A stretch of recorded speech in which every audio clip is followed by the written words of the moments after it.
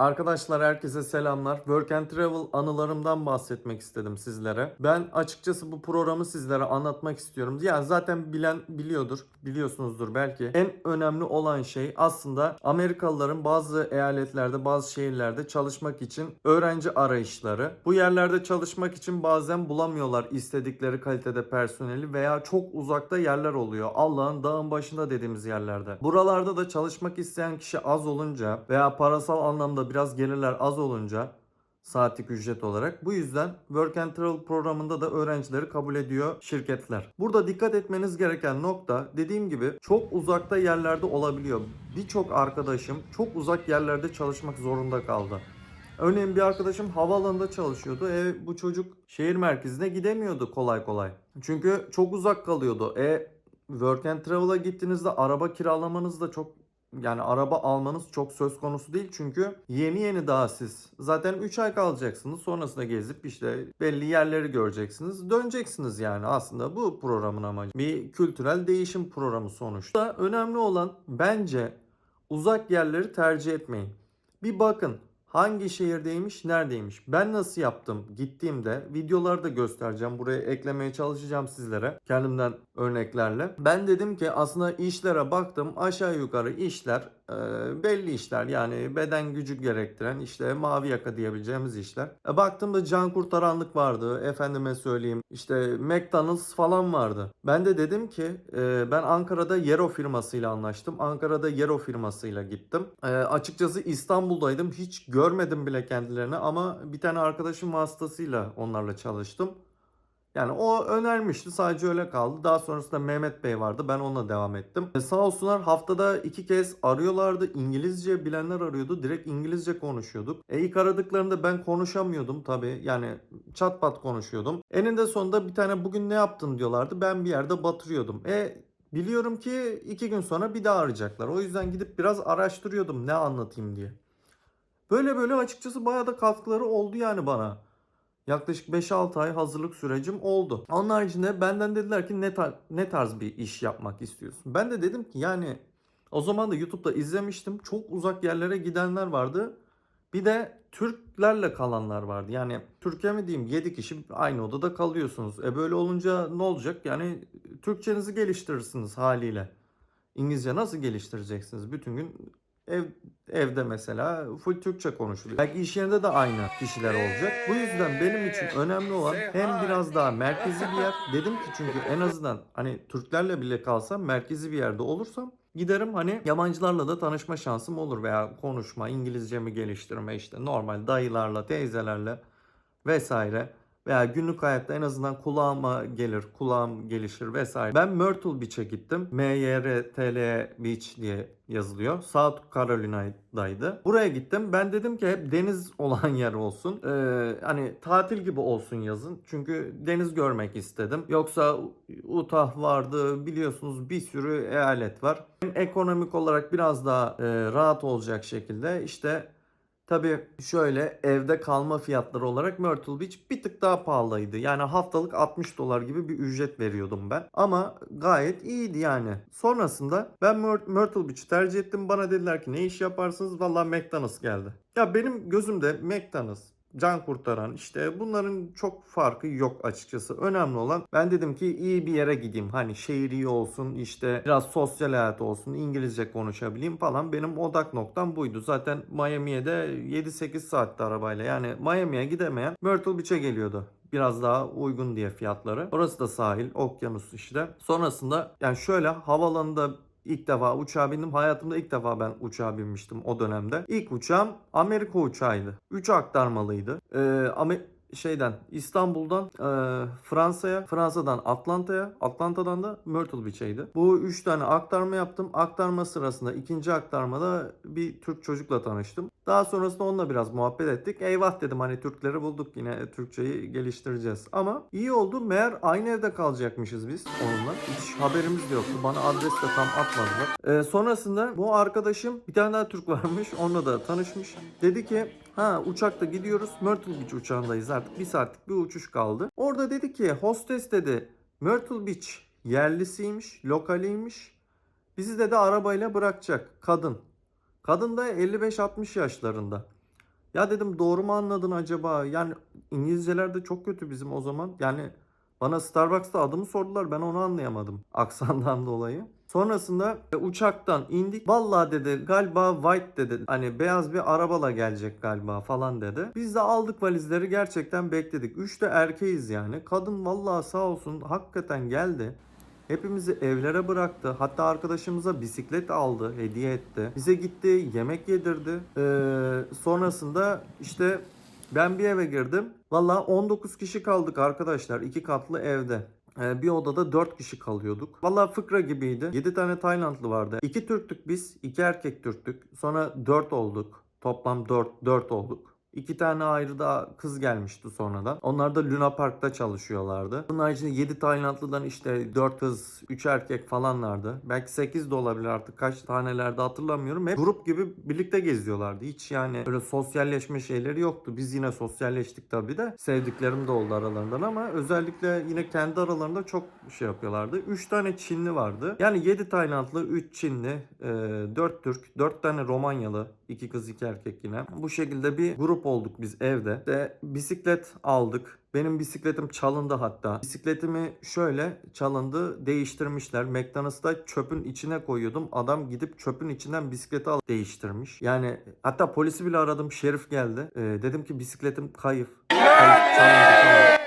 Valla marka model söyledim o zaman da. Yani bisiklet için bile aradım, geldiler yani. Hırsızlık hırsızlıktır yani sonuçta. Onun için gelmişlerdi. McDonald's askeri kampı diyordum ben hatta. Çünkü askeri kamp gibiydi. Bir tane supervisor vardı, bir neredeyim, kadın. Bize oturuyorum vallahi böyle. çok çektirdi. Yani bir tane nugget'ın Çöpün hesabını içindeyim, soruyordu. Biz çöplük. 2 ay boyunca inanılmaz Aha da çalıştık. çöplük. Bu da Maksimum benim performans. bisiklet. Hatta sonrasında bu Çöp. kadın gitti. Bir tane siyahi bir adam geldi Florida'dan. Adam bir gördü bizi.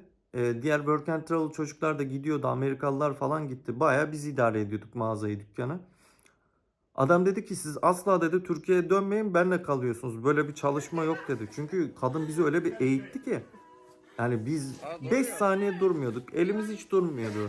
Hani boş mu kaldık, hemen silmeye falan başlıyorduk. Bayağı yoğun çalıştık. Tatile çıkacaktık, sonrasında travel kısmına çıkacaktık. Facebook'tan, Work and Travel grubundan ben birileriyle konuştum. 4 tane erkek bulduk sonunda. Hiç kimse birbirini tanımıyordu. İlk defa orada buluşacaktık. İlk Las Vegas'ta buluşacaktık. Ben Las Vegas'a gittim. Sonrasında o çocuk da geldi. Şöyle bir seyahat yaptık. Las Vegas'a gittik. Las Vegas'tan, yani daha doğrusu orada buluştuk. 2 gün vakit geçirdik. Benim önemli bir tavsiyem var. Çarşamba günü Las Vegas'a gitmeyin. Yani bence hafta sonu giderseniz, yani tüm dünyada cuma, cumartesi, işte bugünler zaten aktif. Çarşamba günü gittik. Yani bazı yerler falan kapalıydı. Çok sıcaktı Eylül'de gitmemize rağmen. Bayağı araba kiraladık. Grand Canyon'a gittik hatta. Sonra biz Los Angeles'a gittik. Los Angeles'ta gezdik 4 gün. Bunlarda işte konuşurken fotoğrafları, videoları ben koymaya çalışırım. Los Angeles'a gittik. Orada kaldık. Hollywood'a tepesine gittik. Yani Los Angeles benim çok beklediğim gibi çıkmadı. Aslında ben rock metal çok dinliyorum. 1980'ler, yani özellikle 80'ler müziği, saçların uzun olduğu, deri taytlar, işte rock barlar, metal barlar, eğlenceli. Bunları biraz görmek istiyordum. Bu da Sunset Bulvarı'nda Los Angeles'ta çıkmış bir şey. Aslında o glam rock bunlar. Ama yani bir gittim, bazı yerlerde iyi ki arabadayız dedik. Çünkü bir baktım ya, o kadar çok evsiz vardı ki homeless'lardan. Yani 1000 kişi, 2000 kişi, bütün her yer çadırdı yani. Hiç hani güvenli dersiniz, valla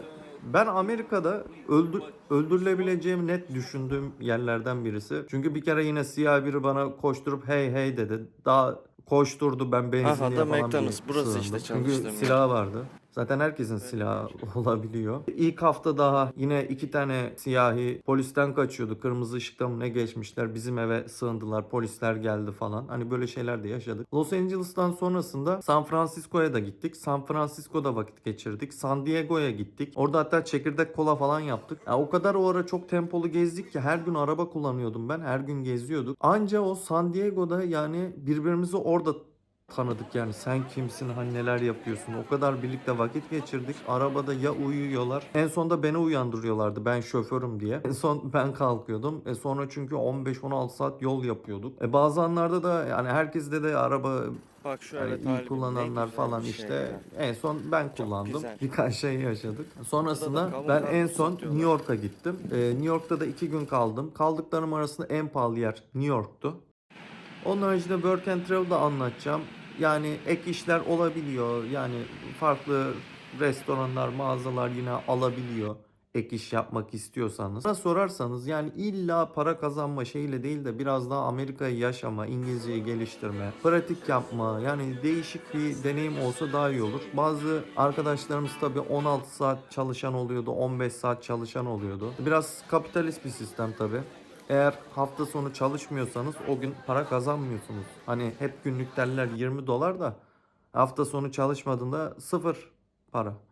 Bizimki gibi yani aylık olarak yatmıyor. Hani saatlik kazanıyorsunuz. Ben yemek molasına çıkıyordum. Yemek molasında bile param kesiliyordu. Niye? Çünkü o an çalışmadım. Sadece çalıştığım kadar da her şey. O yüzden biraz kapitalist, insanı aslında dinç tutuyor. Hani çalışırsanız para var, evet, ama hasta olursanız, bir şey olursanız da para yok.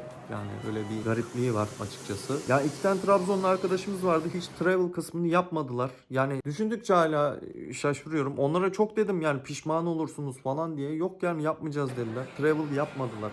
Hiç gezmediler. Sadece Myrtle Beach'te durdular. İşten de bir ara çıkarılmışlar. Öyle şeyler yaşamışlar.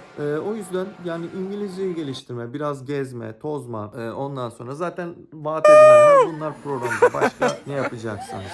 Kalmak isterseniz bazen tabii öğrenciye dönüştürebilirsiniz vizenizi. Change of status diyorlar. Öğrenciye değiştirenler olabiliyor. Bizim dönemimizde hiç olmadı. Yani benim arkadaşlarımdan o zaman olmadı. Öğrenci vizesine belki dönüştürebilirsiniz ama zaten üniversite 3. 4. sınıfsanız yani hani öğrenci sınıfına dönüştürmek bilmiyorum, hani diploma falan kalmış olur. Tabii ki bunlar sizin bileceğiniz işler. Yani çok keyifliydi. Benim anılarım güzeldi. Myrtle Beach kesinlikle size tavsiye ederim, Myrtle Beach'i. Çünkü deniz tarafı var, sahili var, işte yürünecek alanı var.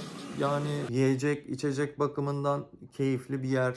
Biraz daha yine uygun bir yer. Bu yüzden size önerebilirim. Work and Travel'da tercih edebilirsiniz Myrtle Beach'i. Özellikle söylemek istiyorum. Bunun haricinde dağa taşa lütfen hani para kazanacağım, işte uzak ama şu kadar çalışacağım, işte evimi de karşılıyorlar. Yani siz bilirsiniz ama hani bir yer şehir merkezine işte 1 saatse, 1 saatse, 3 saatse sizde öyle araba olmayacak yüksek ihtimalle. Büyük ihtimalle bisiklet kullanacaksınız. Çünkü Amerika çok büyük bir yer. Yani bizimki gibi çarşı, pazar, hani yürüyerek gezdiğim bir yer değil. Araba oluyor. Araba her şey Amerika'da. İlla arabanız olacak. Kaldığımız ev. Çok zor oluyor. Bu işte. Bu yüzden büyük ihtimalle bisikletiniz olacak veya çok çok şanslıysanız yürüyerek gideceksiniz. Eve de çok yakın olur işte çalışacağınız yer. Bu nedenle bunlara dikkat ederseniz çok sevinirim. Pazara Önemsiz geldik. gibi gelebilir ama çok önemli, çünkü yani uzağa gittiğinizde, çok fazla Türk'le kaldığınızda hepsi ayrı bir pişmanlık olabilir ileride. Daha Tabii, iyisini tabii, yapabilecekken kimle kalacağınızı bilirseniz en Lan azından. Yahudi mi Ben de dedim bunlar belirsizliklerle ama yok, gittim. değiller Kimle herhalde. kalacağımı bile bilmiyordum ama McDonald's olunca herhalde şansa mıdır nedir? Birçok şeyden toplamışlar bizi. Farklı farklı milletlerden. İşte o dediğim kişilerin zaten çoğu da ya bizim McDonald's'ta çalışıyordu ya bir tane daha McDonald's vardı, orada çalışıyorlardı. O biraz daha yakındı. Ben her gün 20 dakika bisiklet sürüyordum. Bir de dönerken 20 dakika sürüyordum. Zaten baya bir kilo falan vermiştim o dönemde. Ama baya fitleştirmişti yani her gün bisiklet falan. Ama sıcaktı. Myrtle Beach işte 34 derece 35 derece olabiliyor. O şeyde bisiklet sürüyordum ben. Ama yine de dediğim gibi yani uzak yerlerden bence kesinlikle kaçının. Bunlar önemsiz gibi gelmesin. Çok önemli. Sizin sonuçta hayatınızı etkileyecek. 3,5 ay 4 ay hepsi sizin için değerli. Belki bir daha Amerika'ya gitmeyeceksiniz veya gitseniz bile böyle bir deneyim olmayacak. Her şey o zamanlarda güzel yani. O yüzden değerlendirirseniz, bunları dikkate alırsanız çok sevinirim.